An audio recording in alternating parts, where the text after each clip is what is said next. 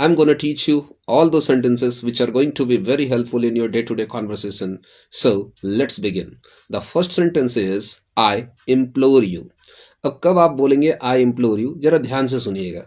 जब ऐसी सिचुएशंस हो जाती है जब आप किसी के सामने बड़ी मिन्नतें करते हैं, गिड़गिड़ाते हैं, कहते हैं मैं तुम्हारे आगे हाथ जोड़ता हूं, तो कहेंगे आई इम्प्लोर यू। एग्जाम्पल देता हूं। सपोज कीजिए कि दो भाई आपस में इस तरह से लड़ रहे हो, मरने मारने के लिए उतारू हो कि एक दूसरे को एकदम बिल्कुल खत्म करने पे हो। तो माँ वहां पर इतनी हेल्पलेस हो जाती है, माँ कहती है बेटा तुम्हारे सामने हाथ जोड़ते हैं, बिल्कुल जो है लड़ना बंद करो। तो माँ कहेगी I implore you please stop fighting. I implore you please stop fighting.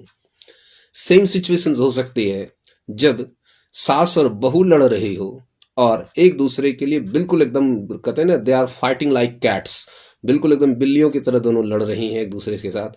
और वहां पर लड़का बेचारा बड़ा हेल्पलेस हो जाता है। किसकी तरफ से बोले, माँ की तरफ से बोले या वाइफ की तरफ से बोले? तो वहां पर वो लड़का कहता है कि भाई हाथ जोड़ते हैं, दोनों लड़ना बंद करो। I implore you please stop fighting. I implore you please stop fighting. चलिए नेक्स्ट सेंटेंस है I have got nothing more to say. इसका मतलब होता है मुझे और कुछ नहीं कहना, मुझे और कुछ नहीं कहना। तो आपको कहना है I have got nothing more to say. Next है I will do nothing of this sort.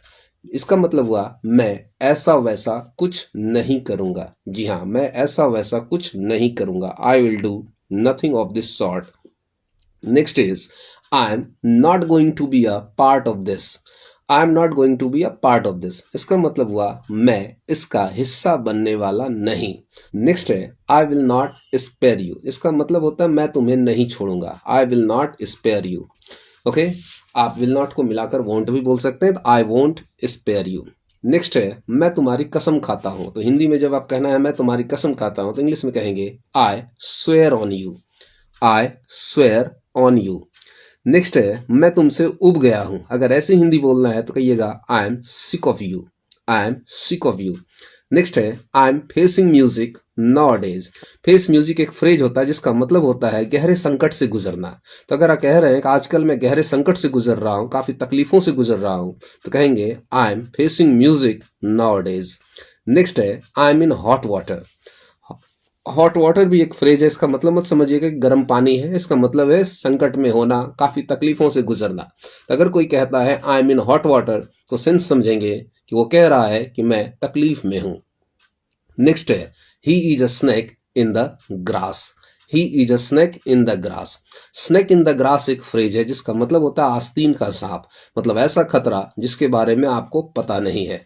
आपने जिसको पाला पोसा, बहुत ऐसा कुछ किया, मतलब उसके भले के लिए बहुत कुछ किया और उसी ने आपके नुकसान के लिए सारा प्रबंध कर दिया, तो उसको कहते हैं आस्तीन के सांप। तो ऐसे व्यक्ति के लिए हम बोल सकते हैं snake in the grass. Clear है? He is a snake in the grass. उम्मीद करता हूं कि आपको ये सारे 10 के 10 सेंटेंस अच्छे से समझ में आए होंगे। मैंने कुछ एग्जाम्पल्स भी दिए। सो फ्रेंड्स, अगर वीडियो अच्छी लगी तो जरूर लाइक करिए, चैनल को सब्सक्राइब करिए, शेयर कीजिए और हाँ, नोटिफिकेशन के लिए बेल आइकन जरूर प्रेस करें। मिलता हूं फिर से अगली वीडियो में, तब तक के लिए अपना ख्याल रखिए।